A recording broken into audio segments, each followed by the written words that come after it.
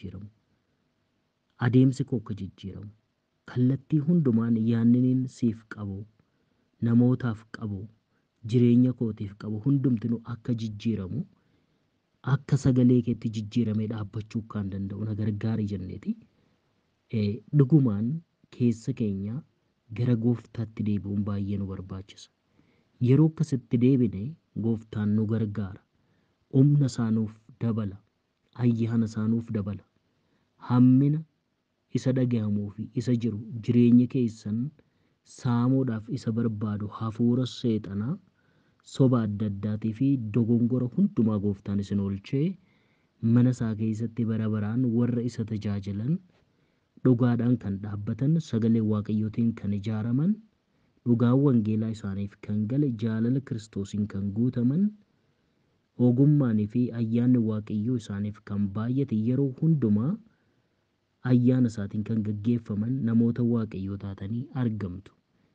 Kana kan godhu sagalee waaqayyooti waan ta'eef yeroo hundumaa nama kan jijjiiru sagalee waaqayyooti. Sagalee waaqayyoo jireenya namaa jijjiira. Sagalee waaqayyoo yaada namaa jijjiira. Sagaleen gooftaa adeemsa keenya, jireenya keenya, hariiroo keenya hundumaa jijjiira. Namni jijjiirame tokko immoo namni jijjiirame akkamitti akka jiraatu fakkeenya namoota naannoo isaa buufatanii jiran hundumaaf fakkeenya ta'a. Kanaafuu jireenya fakkeenya namaaf ta'uu danda'u. Jireenya isa dhugaa kan waaqayyotti gammaduu fi nama amantii qabu taanee akka argamnu gara gooftaatti deebinee waaqayyoon natti dubbadhu na barsiisi jireenya koo hundumaa jijjiire jenneeti gooftaan nutti dubbatee akka nu jijjiiru gara isaatti deebina. Waaqayyoof galanni ulfinni guddaan haa ta'u. Wal wajjin itti fufnee hin kadhanna. Gooftaan akka nutti dubbatu hundumti keenya wal wajjin kadhanna. Egaa rikardii kana yeroo dhageessanitti isinis gara gooftaatti deebitanii kadhannaadhaan gara hafuura waaqayyootti deebitanii gooftaan akka isin barsiisuu fi akka isinitti dubbatu amantiidhaan sagalee waaqayyoo fudhattanii jireenyi keessan barumsa gabaabaa kanatti akka jijjiiramu amantiidhaan abdiidhaan gara sagalee waaqayyootti dhugaadhaan itti of kennuudhaan gara sagalee waaqayyootti akka deebitan asumaan yaada koo isiniif dabarsa. Waaqayyo warra gara isaatti deebi'an hundumaa akka isaan yeelloodhaan deebi'an hin godhu. Akka isaan jijjiiraman akka jireenyi isaanii jijjiiramu waaqayyo itti dubbatee isaan gargaara waan ta'eef. Haleluuyaa. Galanni ulfinni guddaan siif haa ta'u. Yeroo kana sagantaa kana waaqayyo abbaa haala kana fakkaatuun qopheessitee gidduu kanatti immoo akka argamnu ati carraa kana waan nuuf kenniteef carraa gaarii nuuf qopheessite itti jijjiiramuun akka nuuf ta'u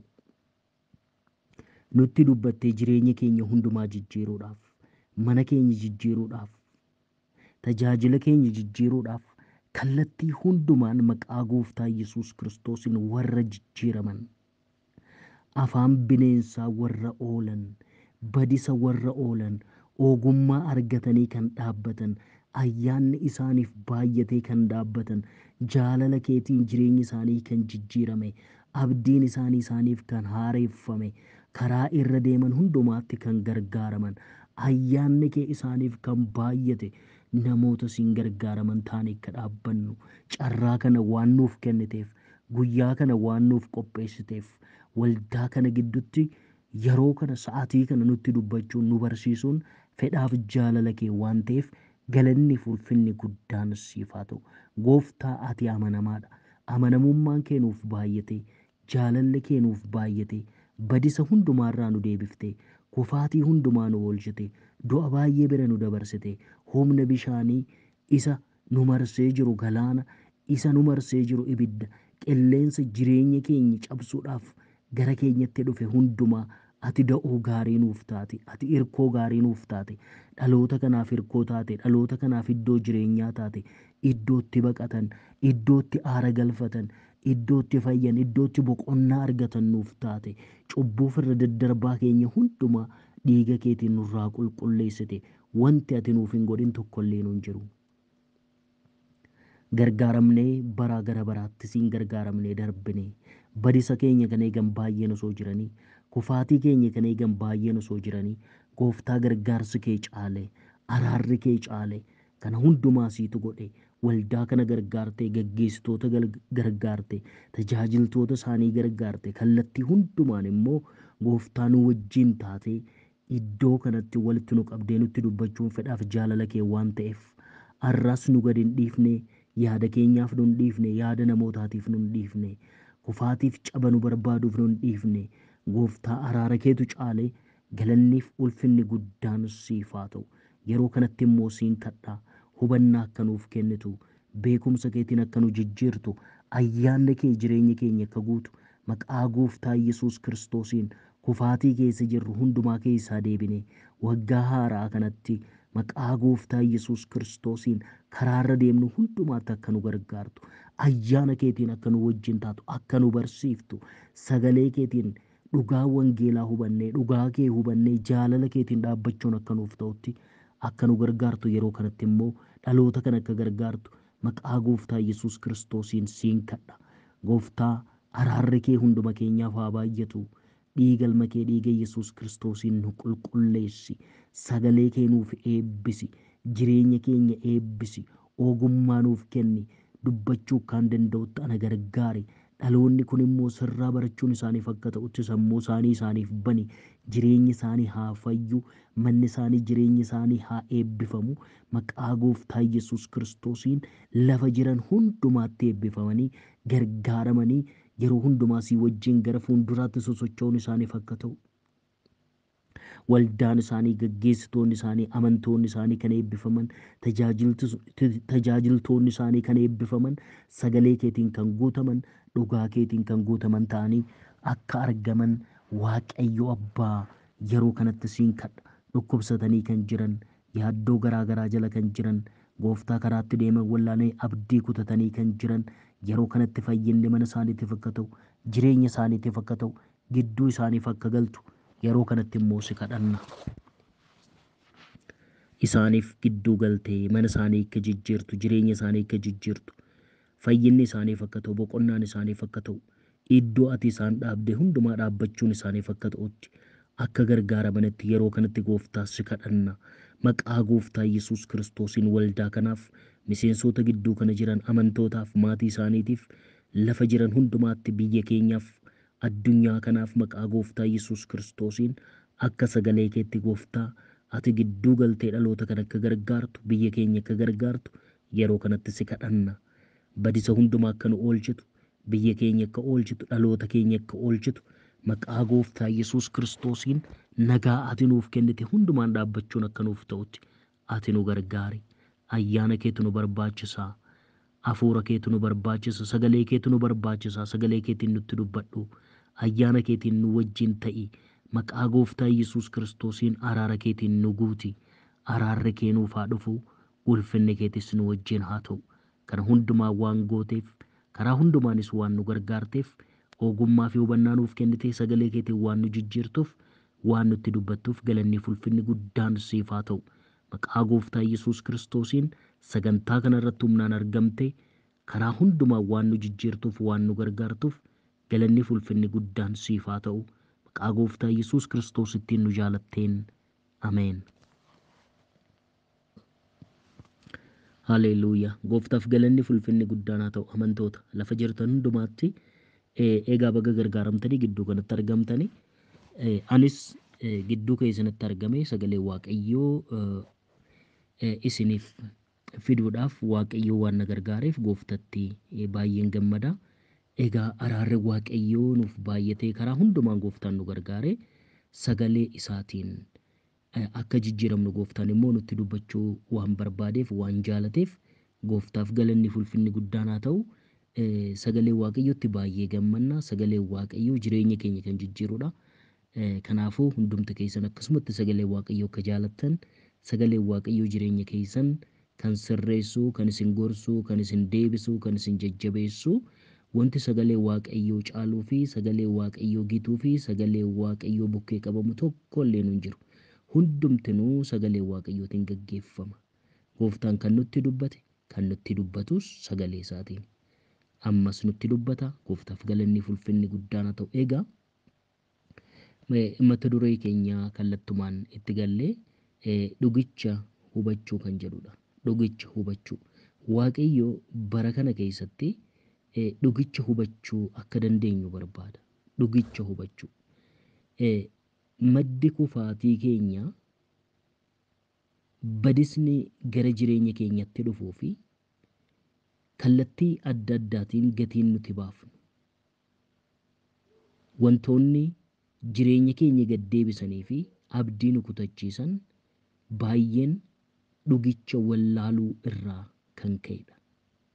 Dhugichi kun eenyu yoo jenne Kiristoos Yesuusidha. Yesuus Kiristoos wangeela Yohaannis boqonnaa 6 irratti akkas jedhee dubbate. Ani dhugaadha.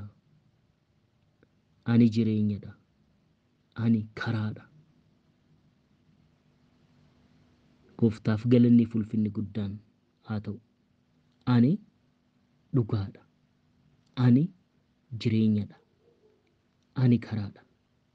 Kanaafuu karaan nuti irra deemnu gara gooftaatti kan nu geessudha.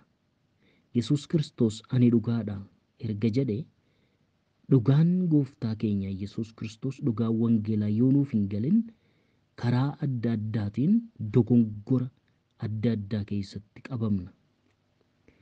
Dogongorri adda addaa jireenya keenya marsee nu hidhee akka yaada Waaqayyoo nu banne nu godha. Yaada gooftaa akka nu banne nu godha. Yaada gooftaa akka nu banne. Maaliif dhugicha Kiristoos isa fannoo irratti dhiiga nuuf dhangalaase, isa nu jaalate, cubbamoota kan jaalate, warra kufanii jiran kan jaalate, gatii kan nuuf baase, isa wallaaluu keenya irraan kan ka'e, sagalee Waaqayyoo hubachuu dhabuu irraan kan ka'e dogongora adda addaa keessa deddeebina. Kanaaf karaa adda addaatiin seexanni nu sobuudhaaf gara jireenya keenyaa dhufa. Namoonni nu sobuudhaaf jireenya keenya irratti nu sobu. Jireenya keenya irratti nu sobu. Tajaajila isaaniitiin nu sobu. An tajaajilaadha, ani raajiidha jedhanii nu sobu. Maaliif nuti dhugicha waan hin hubatiniif, sagalee Waaqayyoo gadi fageenya waan hin beekneef, waan hin hubanneef kallattii garaagaraatiin dhugaa wallaaluu keenya irraan kan ka'e dogongoroota adda addaa argitu. Sooshaal miidiyaa adda addaa irratti dogongoroota akkasii argitu. Soboota gurguddoo argitu. Soba gurguddaa. Isin akka waan gooftaan isin hin jaalatinii, akka waan gooftaan isin hin waamanitti ofii isaaniitiif iddoo kennanii, ofii isaaniitiif sadarkaa kennanii, ofii isaaniitiif barcuma kaawwatanii namoota kaan gad deebisanii Kiristoos kan du'eef, dhiiga kan dhangalaaseef, gooftaan kan jaalate hundumaa akka waan isaan iddoo hin qabnetti, akka waan gooftaan isaanitti hin fayyadamnetti, akka waan gooftaan isaan jaalate isaaniif dhiiga hin dhangalaasinitti kan namoota gowwoomsuudhaaf, dogongorsuudhaaf, tuffachuudhaaf, gaddeebisuudhaaf ergamanii kan jiran jiru. Waldaa kiristaanaa irratti, tajaajiltoota irratti, miseensota irratti, namoota Waaqayyoo irratti dogongoraa fi soboota adda addaa kan hojjetan jiru.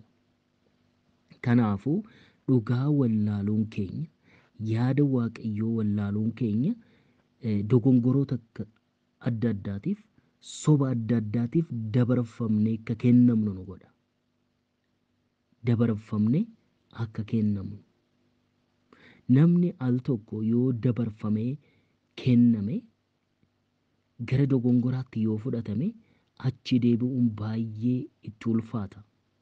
Maaliif namoonni kun yaada mataa isaanii waan qabaniif, seexanni sammuu isaanii keessa waan kaa'uuf namoota akkamitti kiyyoo keessa isaan akka buufatan, kiyyoo adda addaa fudhatanii kan socho'an jiru. Kiyyoo garaagaraa ofii isaaniitiifis dhugicha kan osoo hin hubatin akka waan dhugaa kana hubatanii, akka waan yaadni Waaqayyoo isaaniif galatti hafuurota adda addaatiin guutamanii karaa adda addaatiin soba amantii keenya irratti, wangeela keenya isa kan jaalalaa, wangeela isa dhaloota fayyisu kana isa kanatti gufuu ta'uudhaaf ergamanii kan jiran jiru. Seexanni isaanitti kan fayyadamu. lubbuu haaraa kan ta'aniif of qusannaa kan hin qabne, waa'ee mana waaqayyootiif beekumsaaf hubannaa sagalee waaqayyoo kan hin qabne, dogongora adda addaatiin kan guutaman namoonni baay'een jiru. Seexanni isaanitti kan fayyadamu.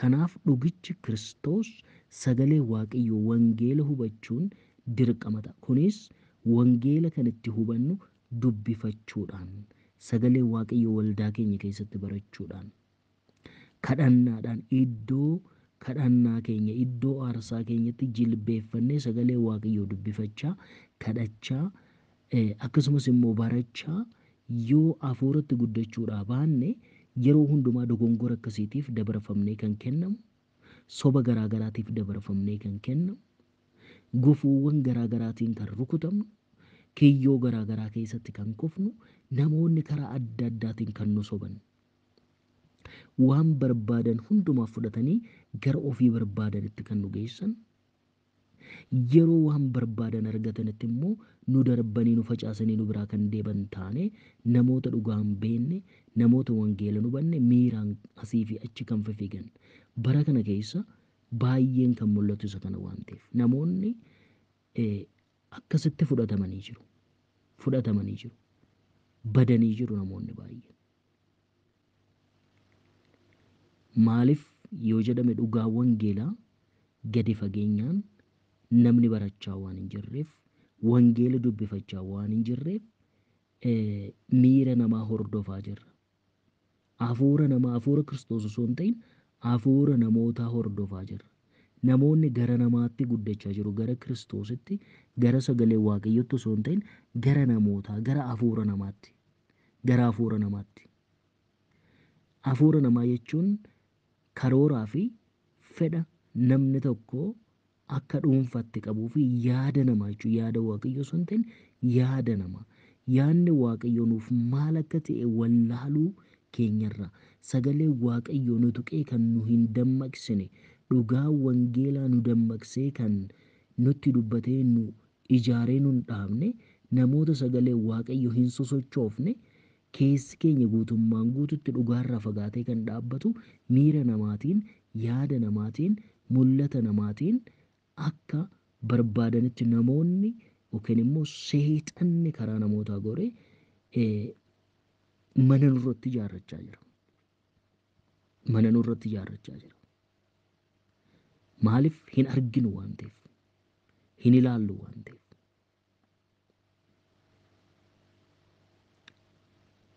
Namni hin argine tokko nama kaan gaggeessuu hin danda'u. Namni nama gaggeessuu danda'u nama arguudha. Fuula isaa dura gufuun yoo jiraate, boolli yoo jiraate, qarreen karaan hin taane yoo jiraate karaa sanarraa nama deebisa. Kanaafuu namoota deebisuudhaaf, namoota gaggeessuudhaaf, namoota barsiisuudhaaf, namoota karaa irra deeman akka waldaa kiristaanaatti itti argisiisuudhaaf, namoota sagalee waaqayyootiin waa'ee dhugicha kanaa sirriitti hubatanii fi keessi isaanii dhugaa wangeelaa kanaan namoota jijjiiramedha. Dhugaan kun nu jijjiiruu qaba dursee jechuudha. Dhugaan kun yeroo nu jijjiire, yaadni Kiristoos yeroo nu jijjiire, namoota barachuu barbaadan taana. Sagalee waaqayyoo barachuudhaaf kan ariifatan, sagalee waaqayyoo jireenya isaanii namoota tuqee jijjiiru taanee argamna. Kakuu haara'aa keessa jirru kana keessatti hafuurri waaqayyoo hunduma keenya irra buufatee waan jiruuf, Kiristoos nu keessa waan jiruuf, wanti nuti alatti barbaannuu fi iddoo garaagaraatti barbaannu tokko illee hin jiru. Waaqayyo yeroo nuti jilbeeffannetti nutti dubbata. Nutti dubbata. Wallaalummaa keenya irraa kan ka'e, dhugicha hubachuu dhabuu keenya irraa kan ka'e, hafuurri waaqayyo akka nu keessa jiru wallaaluu keenya irraa kan ka'e, kallattii garaagaraatiin ala ilaalaa jirra. Ofiin ala ilaalla. Waaqayyo of keessatti dhiifne, Kiristoos of keessatti dhiifne, alatti namoota birootti barbaanna. Sirriidha. Ayyaana hirmaachuun, tajaajiluun akkuma jirutti ta'e osoo jiru, garuu namoota dhugaa hubatanii fi dhugaa wangeelaatiin dhaabbatan ta'uun baay'ee barbaachisaadha. Gooftaaf galanni ulfinni guddaan haa ta'u. Dhugaa wangeelaa kan akkasitti yeroo hubanne gaggeeffamuudhaaf gaggeessuufis jireenya kiristaanaa kee nuuf kenname jireenya kiristaanummaa keenya keessatti jiraachuudhaaf nutti hin ulfaatu. Maaliif sagaleen Waaqayyoo ba'aa keenya hundumaa wanta nu daangeessu hundumaa karaa keenya irraa waan kaasuuf yeroo kadhannetti yeroo dubbifannetti Waaqayyo sagalee isaatiin nutti dubbatee waan nu gaggeessuuf. Kanaaf dhugicha kana hubachuu qabna. Dhugicha kana hubachuu qabna. Dhugicha kana yeroo hubannee dhaabbanne, yeroo baranne, yeroo beekumsa isaa arganne hin dogongorru, hin kufnu, jaalala hin dhabnu, qajeelummaa hin dhabnu, qulqullummaa hin dhabnu. Yesus Kiristoos yeroo lafarratti barsiisutti fooniin yeroo deddeebi'aa turetti sagalee Waaqayyoo isa keessa waan jiruuf seexanni isa dogongorsuudhaaf gara isaatti yeroo dhufe sagalee Waaqayyoo fudhateetti dhufe. Sagalee Waaqayyoo isa fudhateetti dhufe kana hundumaa sagalee isa keessa jiru nuuf irraa deebise. Sagaleen nu keessa jiru dogongora nu oolcha. Fakkeenyaaf namni tokko sagalee Waaqayyoo irraa waan isin kuffisuu danda'u yoo isinitti dubbate gorsa ta'uu danda'a. Raajiidha ta'ee dubbachuu danda'a. Yookaan immoo miira mataa isaa dubbachuu danda'a. Isa kana ooluu kan dandeessan, dogongora kana fayyuu kan dandeessan namoota sagalee Waaqayyootiin keessan ijaarame yoo ta'edha. Wantoota nutti dubbatamuu fi tajaajilamnu hundumaa irratti sagalee Waaqayyootiin madaaluu yoo dandeenyedha. Sagalee Waaqayyoo hin madaala. Maaliif hafuurri Waaqayyoo nu keessa waan jiruuf. Kanaafuu dhugicha hubachuun baay'ee barbaachisaadha. Dhugaa hubachuu. Yesus Kiristoos dhugaa jiru waan hubateef Luqaas boqonnaa 4 irraa dubbifachuu dandeessu. Dhugicha waan hubateef qorumsa gara isaatti dhufe hundumaa ofirraa deebisuu danda'e. Qorumsi gara isaa dhufe ittiin ulfaanne. Qorumsi maaliif nutti ulfaata? Gaafii gaafatamneef deebii deebisuu maaliif wallaalla?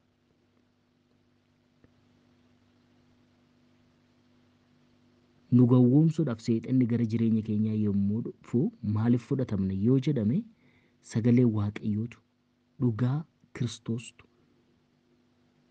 keessa keenya guutee waan hin jirreef.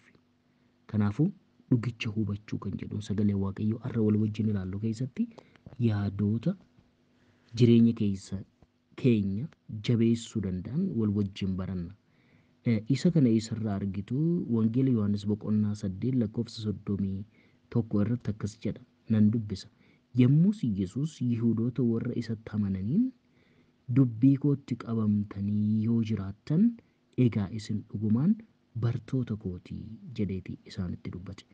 Isa kanarratti xiyyeeffannaadhaan yommuu ilaaltan Yihuudootadha Yesuusitti amananii jiru. Yesuus immoo isaanitti dubbachaa jira. Wanti Yesus Kiristoos isaanitti dubbachaa jiru dubbii kootti qabamtanii yoo jiraattanii jedheeti.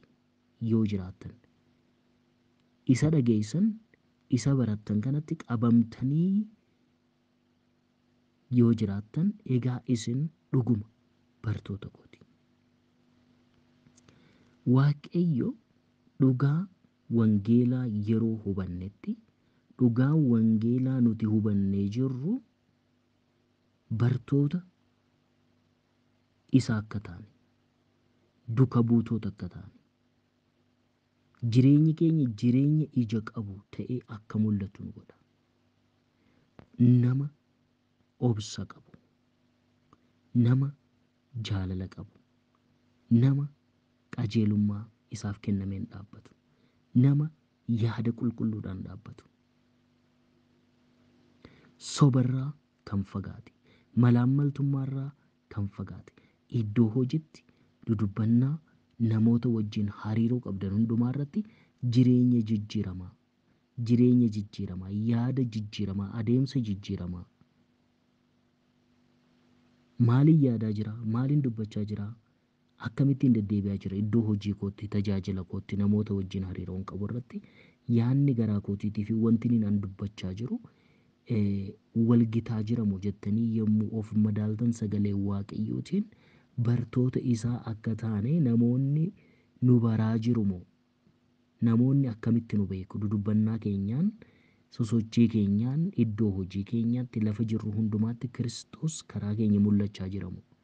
Kiristoos karaa keenya mul'achaa jira moo yookiin immoo akkuma barbaannetti deddeebi'aa jirra? Iddoo kanatti yemmus Yesuus Yihudoota warra isatti amananiin dubbii kootti qabamtanii yoo jiraattan jedheeti. Yoo jiraattan maal taatanii itti qabamtanii yoo jiraattan egaa isin dhuguma bartoota kooti. Garuu dubbii kootti qabamtanii jiraachuudha yoo baattan ija godhachuu waan hin dandeenyeef bartoota koo ta'uu hin dandeessan. Bartoota koo ta'uu hin dandeessan. Maaliif ija godhachuu hin dandeessan? Sagaleen koo isin keessa hin jiru. Sagalee kootti hin qabamne waan ta'eef. Wanti isin barbaachisu dirqama sagalee kootti qabamtanii jiraachuudha. Yeroo sana bartoota koo taatu. Namoonni isin argan ana argu. Jaalala isin irratti argu. Jaalala, dhiifama, obsa, nama kabajuu. Kallattii hundumaan jireenya Yesuus Kiristoos hin qaba ture san argisiisuu akka danda'an isatti qabamanii namoota jijjiiraman ta'anii egaa isin dhuguma bartoota koo. Barsiisaan isaanii inni wajjin jiru sagalee kootti qabamtanii yoo jiraattan jireenya koo, adeemsa koo, yaada koo, mul'ata koo isaan isinitti barsiise kana hundumaa, isin barsiise kana hundumaa fudhattanii nama jijjiirame taatanii, nama dhugaa hubate, nama wangeela hubate, nama jijjiirame, nama jaalalaan jijjiirame, nama obsaan jijjiirame, nama jireenyi isaa ija qabu taatanii dhugaa irraa, malaammaltummaa irraa, soba irraa, fakkeessuu irraa, jibba irraa, yaada biyya lafaa hundumaarraa bilisaaf birmaduu baatanii bartoota koo taatu.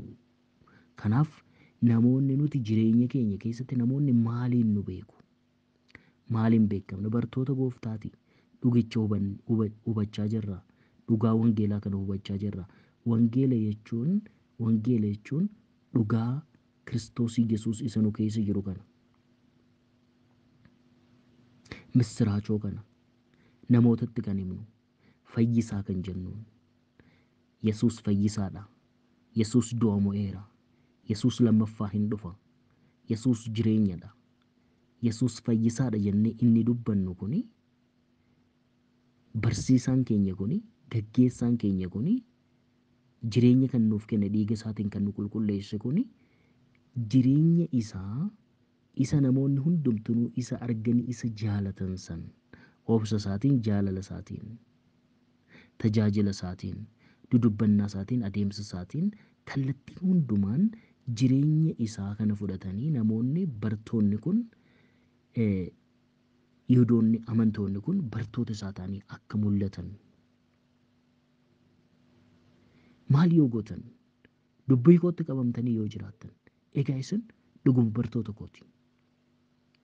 Maatii keessan gidduutti, iddoo hojii keessanitti, lafa deemnu hundumaatti, lafa jirru hundumaatti jireenyi keenya jireenya jijjiiramaa yoo hin taane, adeemsi keenya, yaadni keenya akka dubbii waaqayyootti yoo hin taane, lallabni keenya, barsiisni keenya, dudubbannaan keenya hundumtuu waan gatii hin qabne ta'a. Waan gatii hin qabne ta'a. Maaliif namoonni isa nuti dubbachaa jirruu fi lallabaa jirruu fi barsiisaa jirru osoo guyyaa tokko jireenya keenya irratti nu argu. Jireenya keenya irratti, sosochii keenya irratti, adeemsa keenya irratti, hariiroo namoota wajjin qabnu irratti, murtoo nuti goonu irratti, murtoo maatii keenya gidduutti namoonni nu argu, namoonni nu ilaalu, jireenya keenya ilaalu, sosochii keenya ilaalu. Kana jechuun namni maal naan jedha yookiin immoo ani kiristaana waan hin ta'eef akkanatti deddeebi'uutu narra jira yaada jedhuufi miti. Garuu dhugumaan jijjiiramtanii jireenya Kiristoosaan kan keessan akka ta'uuf hojjechuudha malee namni maal naan jedha yookiin immoo fakkeessuudhaaf miti. Ta'uudhaaf malee fakkeessuuf miti. Sagaleen Waaqayyoo nu keessa yoo jiraate taanee argamna. Bartoota isaa taanee argamna. Namoota jijjiiramoo taanee argamna. Maaliif? Dhugicha isa wangeelaa san waan hubanneef. Dhugichi kan birmaduu nama baasu waan ta'eef. Dhuguma bartoota kooti. Dhugicha hin hubattu Dhugichi immoo birmaduu isin hin baasa jedheeti gooftaan isaanitti dubbate. Dhugichi kun maal isin godha? Birmaduu isin baasa. Isaan yaada kana fudhachuu hin dandeenye garuu haa ta'u malee akkamitti birmaduu isin baasanuun jedha jedhanii akka isaan yaadan isaan godheera. Yihudoonni nuti abbaan keenya Abrahaamii nama tokkoofillee nuti gabroota taane hin beeknu, eenyuufuu bitamne hin beeknu. Abbaan keenya Abrahaamii wantoota ittiin of jajan waamuu gara duuba isaanitti ilaalu eegalan. Gooftaan yeroo sagalee isaatiin nutti dubbate yeroo hundumaa of ilaaluudhaaf baay'ee ariifachuu qabna.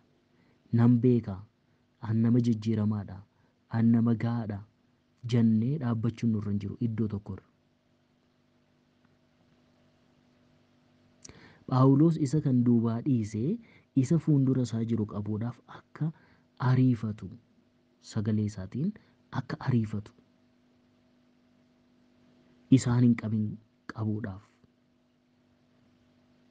Iddoo biraatti immoo namni ani dhaabbadheera jedhu akka waan dhaabbatetti of lakkaa'aa jiru of haa eegu. Ani dhaabbadheera jedhe namni yaadu akkan kufne of haa eegu jedha. Akkan kufne. Kanaafuu tarkaanfachuudhaaf gara fuulduraatti darbuudhaaf wanta haaraa bira ga'uudhaaf jireenyi keenya jireenya jijjiiramaa akka ta'uuf yeroo hundumaa ariifachuu qabna. Jireenya kiristaanummaa keenya irratti ariifachuu qabna. Dhugicha kana hin hubattu. Dhugichi isin hubattan kun birmaduu isin hin baasa jedheti gooftaan isaanitti dubbate. Kanaafuu dhugicha hubattu. Dhugaan kun eenyu? Kiristoos Yesuusidha. Isa waaqarraa gadi bu'e, isa foon ta'e, isa fannoo irratti dhiiga dhangalaase namoota hundumaa fayyisuudhaaf. Galaatiyaa boqonnaa 5 irratti yommuu ilaaltan birmadutti akka nuyi jiraannuuf Kiristoos birmaduu nu baase. Kanaaf itti jabaadhaa, dhaabbadhaa. Deebitanis waanjoo gabrummaa jalatti hin qabaminaa jedheeti isaanitti dubbata. Itti deebitanii isa keessaa baatan sanitti hin deebinaa. Birmadutti akka nuti jiraannuuf. Boqonnaa 8 Wangeela Yohaannis irratti Yesuus isa kana barsiise. Galaatiyaa 5 irratti immoo Phaawulos isa kana yeroo barsiisu argitu.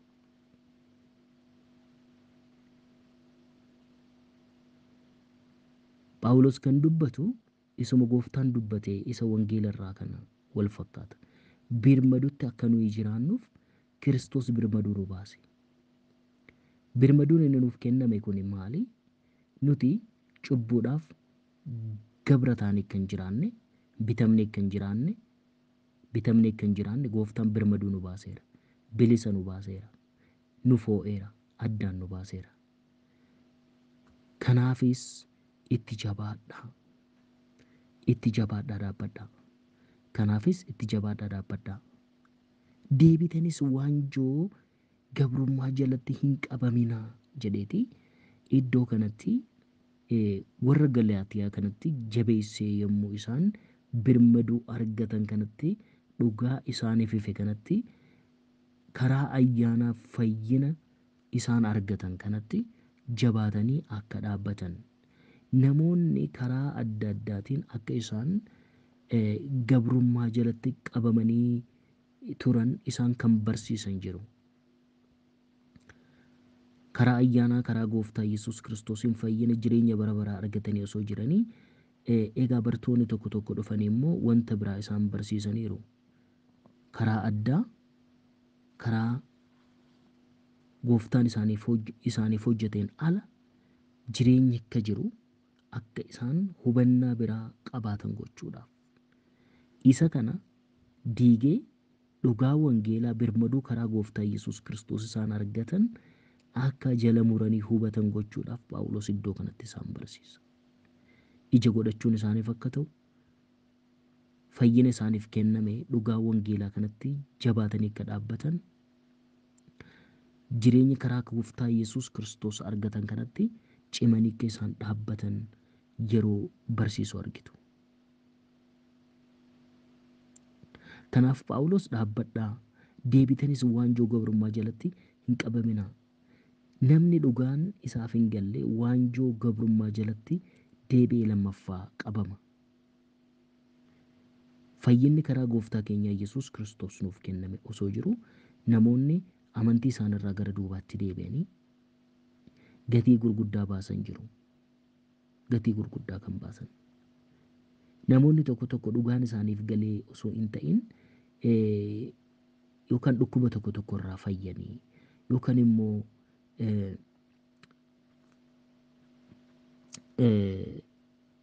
dhuga baatii tokko tokko arganii nama fayyee nama dhugaa ba'u waan akkasiifaa arganii dhagahanii gara gooftaatti dhufanii kan jiran garuu immoo dhugaa wangeelaa fayyisuu gooftaa Yesuus Kiristoos gadi fageenyaan hubatanii osoo hin ta'in miiraakilii adda addaa yookiin immoo wanta ajaa'iba isaanitti tokko waan arganiif gara amantii kanaatti faa dhufanii kan dhaabbatan jiru. Kanaaf iddoo kanatti birmadummatti akka nuyi jiraannuuf Kiristoos birmaduu nu baase. Kanaaf itti jabaadhaa, dhaabbadhaa. Deebitanis waanjoo gabrummaa jalatti hin qabamina. Gooftaan gara isaa dhufne yoo amanne nuun dhiisu garuu nuti gara duubatti deebinee gatii gurguddaa baasuu dandeenya. Amantii tokkorraa gara amantii tokkotti, iddoo tokkorraa gara iddoo tokkotti osoo deemnu gatii gurguddaa baasuu dandeenya. Gooftaan waan nu dhiisuuf osoo hin ta'in gooftaa hin dhiifna nuti. Nuti yoo gooftaa dhiifnes gooftaa nu dhiisa jechuu miti. Garuu gatii baafna. Wallaalummaadhaan gatii baafna. Soba garaagaraatiin fudhatamnee gatii baafna. Gawwoomsa garaagaraatiin fudhatamna. Kanaaf dhugicha karaa jireenya isa nuuf ta'e Kiristoos hubachuun baay'ee barbaachisaadha. Kiristoos yeroo hubanne Kiristoos inni jaalala akka ta'e jaalala isa inni nuuf kenneen dhaabbannee jireenya nuuf kennametti jabaannee yaada Waaqayyootiin yeroo dhaabbannu bartoota isaa taanee argamna. Bartoota isaa yeroo taane immoo ija godhanna. Kiristaana isa dhugaa taana. Jireenyi keenya jireenya jijjiiramaa ta'a. Jireenya jijjiiramaa. Tajaajilli keenya jijjiiramaa. Dudubbannaan keenya jijjiiramaa. Yaanni namootaaf qabnu jijjiiramaa ta'a. Karuma argine hin fiignu. Dubbii sagalee Waaqayyootiin gaggeeffamna. Akka barbaannetti hin dubbannu, waan barbaanne hin goonu, akka namoota biyya lafaatti hin deddeebinu. Ofii keenyaaf firdii ofiif baafachuudhaaf hin sosochoonu. Namoonni biyya lafaa akka ofii barbaadanitti deddeebi'u. Yaada Waaqayyoon dhaga'an, yaada mataa isaaniitiin.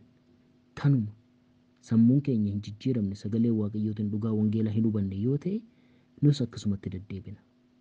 Isa kana hundumaa akka hin goonee fi namoota jijjiiramoo, namoota jaalalaa fi dhugaan isaaniif galee taanee akka argamnu kan nu godhu sagalee Waaqayyoo yoo of keessaa qabaannedha. Sagalee Waaqayyoo lugaamadha. Hamminarraa nama deebisa. Yoo nama jijjiire keessi keenya sagalee Waaqayyootiif banaa yoo ta'e lugaama. Hamminarraa nu deebisa. Jibbarraa nu deebisa. Kufaatii garaagaraa hundumaarraa nu deebisee mana isaa keessa nu dhaaba.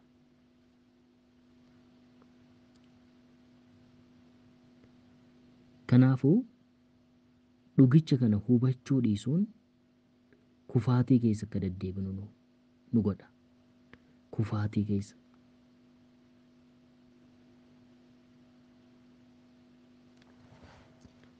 Yesuus Kiristoos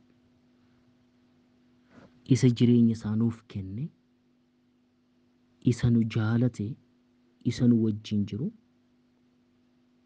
dhugaa wangeelaa karaa isaa nuuf dhufe yeroo hubanne jireenya inni jiraate jiraanna. Jireenya Gooftaan jiraate. Jireenyi Gooftaan jiraate immoo jireenya birmaduuti. Jireenya birmaduu. Birmaduu argannee cubburraa, amalan taanerraa, yaadan taanerraa bilmaduu baanee akka jiraannu gooftaan kan nu waame.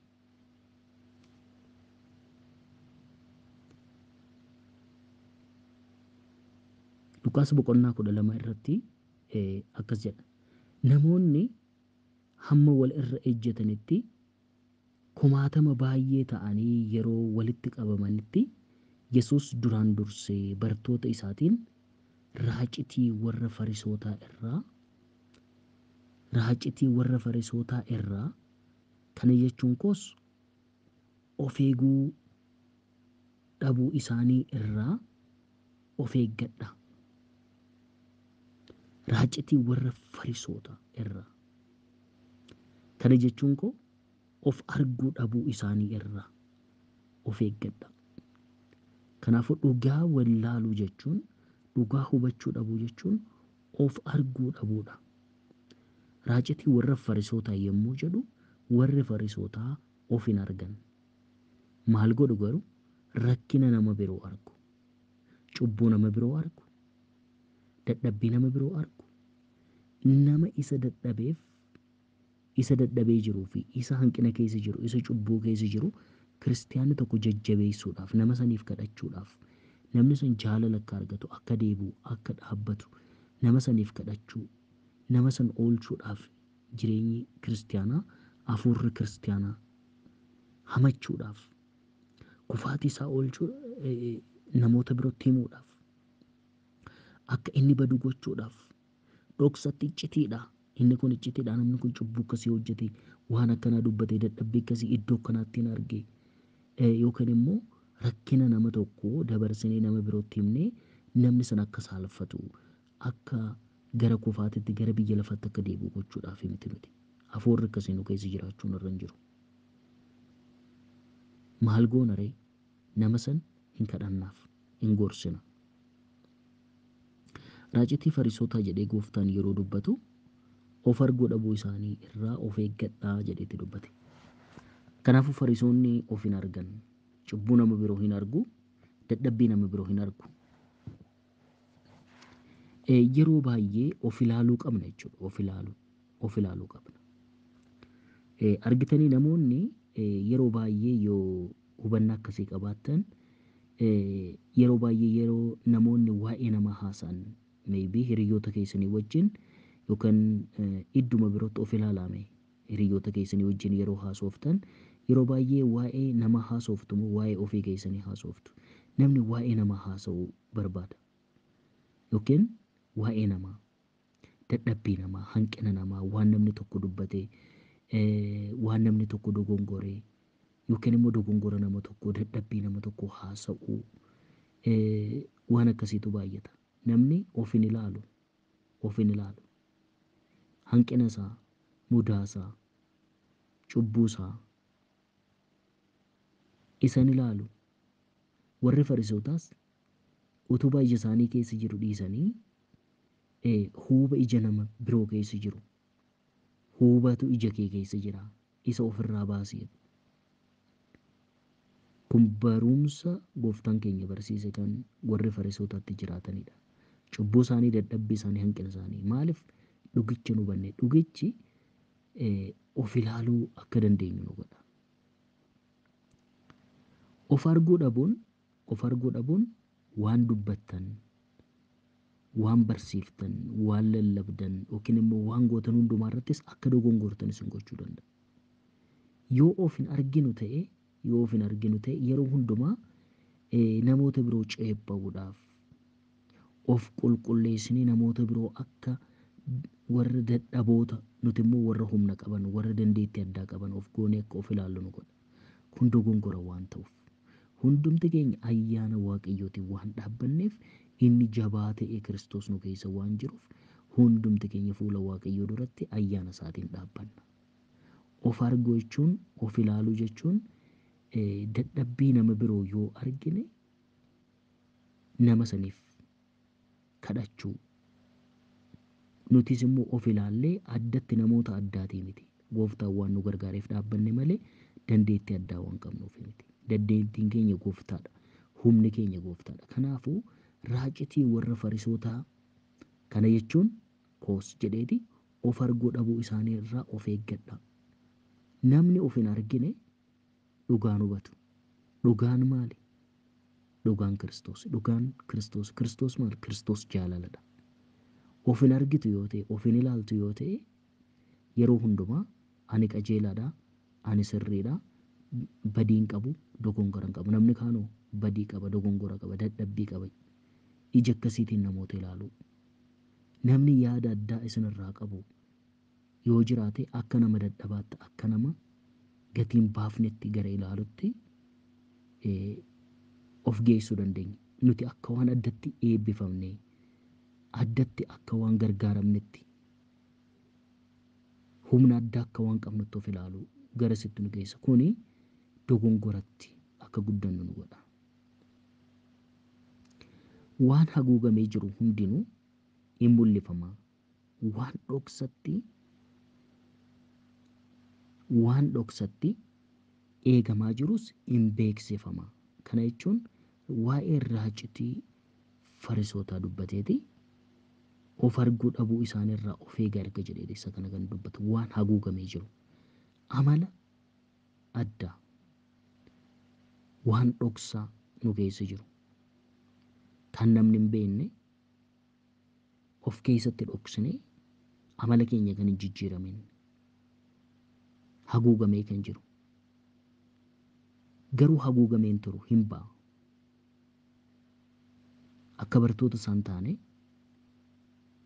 warra dhuga baatuu isaa, warra dhugaa taanee akka hin dhaabbanne wantoonni nu godhan amala nuti taanee keessa keenya kan ture wantoonni baay'een nu keessa jiru. Isa kana baasuu qabna, qalbii jijjiirrachuu, gara Gooftatti deebi'u. Osoo inni dabarsee nun kuffifne gara Gooftatti deebi'u, keessa keenya gara Gooftatti qalbii jijjiirrachuun baay'ee barbaachisaadha. Lakkoofsa 3 irratti, Luqaas 12:3 irratti akkas jedha. Kanaafis waan isin dukkana keessatti dubbattan ifa guyyaatti ba'ee hin dhaga'ama. Mana cufamaa keessatti gurra namatti kan hasaftan iddoo ol jedhaa irratti lallabamee hin dhageessifama jedheeti. Wanti dhokatee hafu tokko illee akka hin jirree fi of eeggannaadhaan gara Gooftatti qalbii jijjiirrachuudhaan gara dhugaatti, gara dhugaa Waaqayyootti, gara Kiristoositti deebi'uun akka nu barbaachisu of ilaaluudhaan akka waan dhaabbannee addatti gargaaramne osoo hin ta'in kiristaanota hundumaa wajjin ayyaana Waaqayyootiin akka dhaabbannetti of ilaallee namoota birootiif namoota kadhatan, bartoota dhugaa taanee jaalala Kiristoosiin kan gaggeeffaman taanee sagalee Waaqayyoo sirriitiin dhaabbachuun akka nurra jiru Gooftaan kan nu barsiisu. Kanaafuu wanti dhokfamee, wanti haguugamee taa'ee mul'achuu hin oolu, ba'uu hin oolu. Kanaafuu keessi keenya jijjiiramuu qaba. Yaanni keenya jijjiiramuu qaba. Adeemsi keenya, ilaalchi keenya jijjiiramuu qaba. Ijji keenya nuuf banamuu qaba. Iddoo kanatti sagalee Waaqayyoo kan nu barsiisu isa kanadha.